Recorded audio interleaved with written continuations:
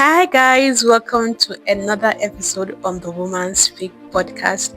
I am Joy Sylvester, your host.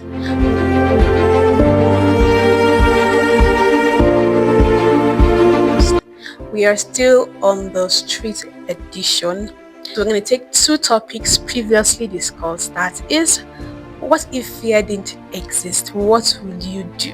So what we discussed is, are women taught to love others before they love themselves? So let's have the recap. Breathe. I will just breathe. Because the air I'm breathing now is not original. But if there's no it's been on my mind for 4 years and I've not been able to I will the guessing of almost I don't know, it's the feeling. It is amazing when I see it online and I feel like I really want to write it one day, but it's very scary. The only opportunity I have to speak with God. It's my family. I have something to say. I'll follow me, mom. Welcome back, guys. That was just the recap of the first episode, What If Fear Didn't Exist? I really enjoyed this episode. I learned a lot and I discovered that there's a lot of fear that we are not aware of. So a lot of ladies are walking the street, walking life, and are battling with the unknown called fear. The devil comes and tells them lies. You can't achieve this, you can't do this, you can't do that, and it has now become a silent signature in our paths or in our journey called life. So then we ask the question, what if this fear that we are all afraid of, that we have not even seen literally, but we are so afraid of, what if this fear didn't exist? What will you actually do? Some said they will take up the business that they have had the idea for 4 years and they have not achieved it due to fear. And I asked her why. She said the business idea has to do with traveling to Lagos and traveling by road, and she has fear of traveling by road. She has had a lot of killings, a lot of that, and kind of those fears are like valid. But what does the Bible say concerning this fear? He said he has not given us the spirit of fear, but what? Of sound mind, to achieve anything that we can do, right? Some said if fear didn't really exist, she will literally breathe. I asked her, so what are you doing before? She said that what she actually meant was that fear has caged her for too long. Fear has restrained her from living life to the fullest.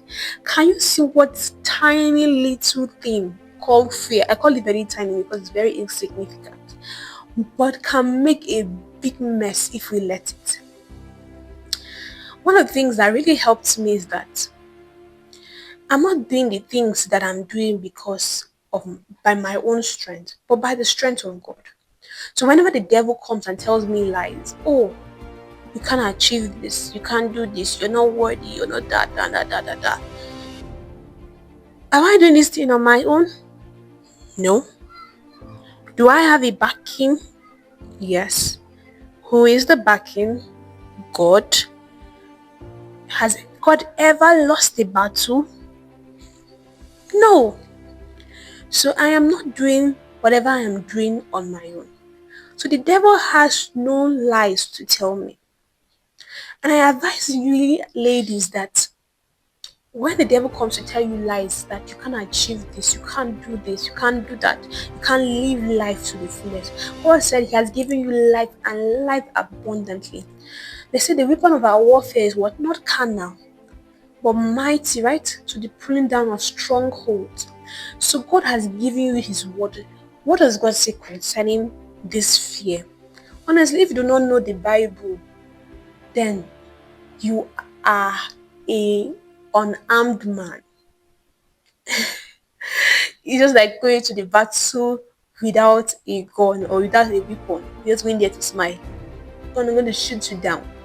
So, what is the word saying concerning that fear. Some had fear of height. Those are valid fears. Some had fear of the unknown. Some had fear of being independent because Lily had been dependent on her family for way too long, and she had that fear that what if she graduates where she has to be on her own? What if? What if? Those are fears that may look valid. But God, does God say concerning that fear? Do not let fear hold you down. So now, how can we overcome fear?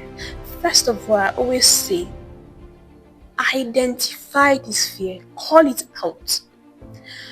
You can't fight what you do not know. Subconsciously, you may think, but you have to consciously call back that fear and call it out. Oh, you fear of public speaking. Oh, you fear of not being loved. Oh, you fear of height. Oh, you fear of not living purpose. Oh, you fear of this. Oh, you fear of not taking that business idea. Oh, you fear of not taking up that business scheme. Oh, you fear of not applying to that for that scholarship. Oh, you fear of rejection. Oh, you fear of this. Oh, you fear of that. Call it out. Secondly, what does God have to say concerning this fear? The Bible is a literal guide. What does God have to say? The Bible is like your defense. It's a defense. What does God have to say concerning this fear? It is fear of death. The Bible says, long life shall he satisfy you and show you his salvation. It's this fear of poverty. He said he has given you the floodgates, he has opened his floodgates of abundance. He has filled your barns. Is it fear of sickness? He said, healing is the children's bread. Whatever fear that the devil tells you, or is it fear of not marrying right? Is it fear of not marrying right? The Bible says that he has given you in fact, all the stories in the Bible were women of valor who had married right. Right? He will give you your desired spouse. What does the Bible say concerning fear? Your fear, or the fear that you're battling. Let me not say your fear. The fear that you're battling. Call it out and counter it with the word concerning that fear. Thirdly, always have it at the back of your mind. If you're taking up a venture, you're taking up a business idea, you're taking up a ministry, you are not going on your own. You're not going by yourself. You're going by a backing of God. So whenever the devil tells you cannot achieve it, you're not going by yourself. You're going by a backing. Just imagine, let's paint a picture right now. A young girl of 4 years old hands with her dad to get candy from the candy shop. Then he says, let's go buy you candy. The man selling the candy tells her, I cannot give you the candy, you don't have money. And the girl looks at the candy man, I'm going to take candy today because my daddy said he's going to buy me candy. Does that make sense to you? Because she has so much trust in her daddy buying that candy that not even a candy man can stop her from getting that candy.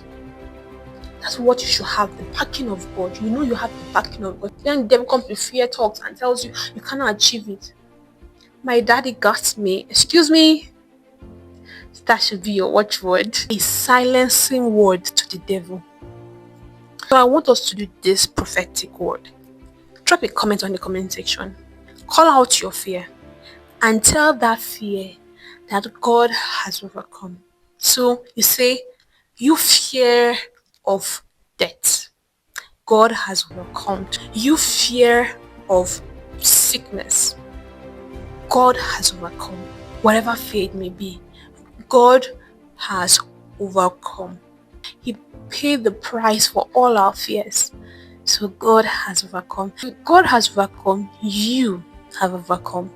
So the next topic that we discussed was, a woman taught to love others before themselves. Self-love comes first than any other thing. You cannot pour from an empty cup. You cannot give what you don't have. Put yourself and then you carry your family too along with you. Yes. But don't forget yourself. Love yourself first before you can give room for someone to love you. Say that says that man is not God. So the love she's supposed to give herself, she's giving to the guy. Yeah. So However, a guy treat her, she'll think as if that's the genuine love. It's a pattern that our mothers grow up, get married, pouring their lives for families. They even drop down their purpose.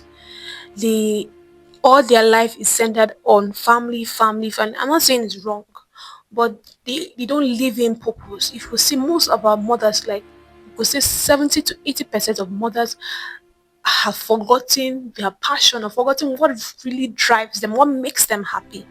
What was the purpose of God for their lives? Right? So they get married and then they drop their purpose, they drop whatever they are doing and carry the responsibility of family, being a caregiver to the father, being a caregiver to the mother, to the children, pouring into friends, pouring into everybody, and then forgetting themselves in the process. It is not wrong to forget to pour into everyone. It's not wrong to give love. It's not wrong to make sacrifices, but then do not make sacrifices at your detriment, right? Do not make sacrifices at your detriment. So a lot of people give all they have, pouring everything they have for in their own detriment. They forget. We learned so much in this episode. Some ladies even said something that really stood out for me. She said, "You can't pour from an empty cup." One other person said, "You can't give what you do not have." You can't give what you do not have. You can't pour out from an empty cup. You have to love yourself. You have to spend time with yourself. There are times you ask ladies, some certain ladies, you ask them a question, what are your strengths? What are your weaknesses? And I think that's because you've not spent time with yourself. Develop yourself, grow yourself, learn how to be alone. Being alone is not loneliness. Take yourself out on that date. Spend time, go on that silent walk, go on that drive. Bask in yourself, know who you are. Love yourself. One of the things I've noticed that if you do not love yourself, you can't decipher what genuine love is from a counterfeit love.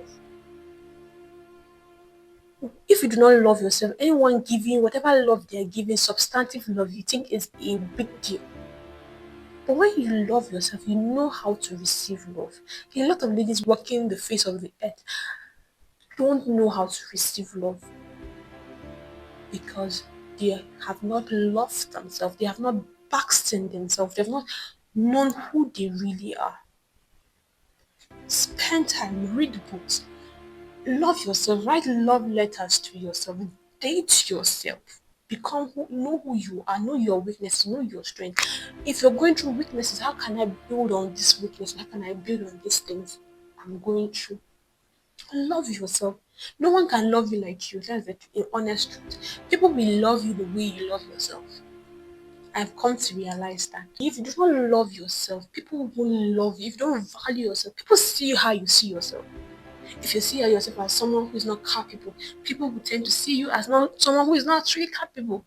So see yourself with love. See yourself with grace.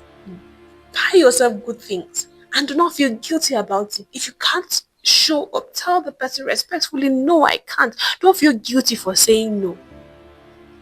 Love yourself. Put yourself first. When you do that, then you know how to even give love, genuine love to others. I hope this blesses you. So don't forget to drop a comment on what stood out for you from this episode and write that fear and tell yourself, I have overcome it. Write that fear. Say, I have overcome you. Hope to see the prophetic comments in the comment section. On to the next episode. Bye.